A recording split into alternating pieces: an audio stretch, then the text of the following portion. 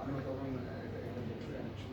এখন আমার সিদ্ধান্ত নিতে পারি না, কারণ সরকার তো একটা আপনাদের মুখে শুনছি, পত্রপত্রিকায় দেখছি, টেলিভিশনে দেখছি, কিন্তু ওইটা অফিসিয়াল ডকুমেন্ট না পাওয়া পর্যন্ত আমরা এক্স্যাক্টলি কি হয়েছে এটা তো বলতে পারছি না।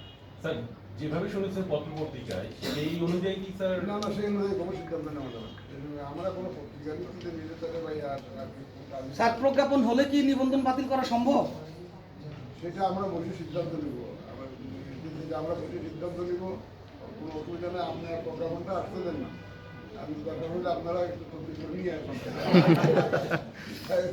আমরা ডেফিনেটলি আমরা তো এই ইলেকশন কমিশন তো আমরা তো এই দেশেই কাজ করি, তাই না? এটা এই দেশেই একটা কনস্টিটিউশনাল বডি, এই দেশের জন্যই কাজ করি।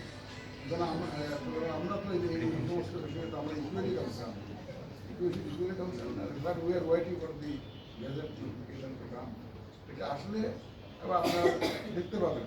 স্যার প্রজ্ঞাপন কিছুক্ষণের মধ্যে হয়ে যাবে স্যার, তাহলে কি সিদ্ধান্ত আজকে হবে? দেখবেন যখন দেখবেন যে সব কিছু আকাশে সূর্য উঠে গেছে, তখন পরিষ্কার হয়ে যাবে আপনাদের দেখবেন।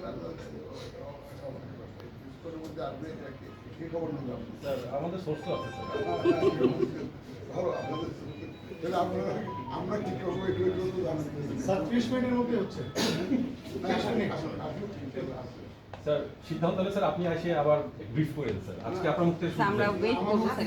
জি স্যার আজকে জি স্যার, আপনার কি বলতে হবে স্যার আজকে? আপনার কাছ থেকে এটা পক্ষে কথা বলার জন্য স্যার এটা অনেক বড় সিদ্ধান্ত স্যার। স্যার জাতি আপনার কাছ থেকে জানতে চায় স্যার। আমরা স্যার সবাই বিরোধ করতে আপনি বলবেন স্যার। যা হোক আমার মুখপাত্র আছে। স্যার না বললে স্যার আমরা ঢুকে যাবো স্যার। স্যার জাতি আজকে আপনার কাছ থেকে শুনতে চাই sir. Sir thank you sir. Thank you very much. Sir thank you.